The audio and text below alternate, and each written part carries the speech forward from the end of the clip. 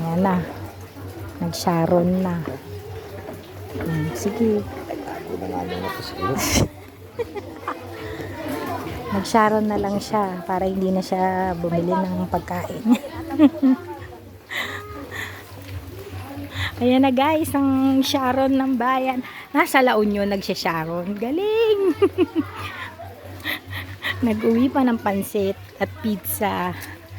Pati cake. Pati yung soft drinks na nandun pa sa lapag. Kinuha pa rin niya. Baon na ako pa-uwi, oh.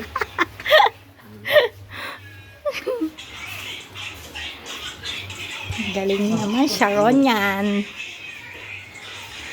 Ayan na guys. Ang galing naman mag-Sharon. Ano sinaron mo?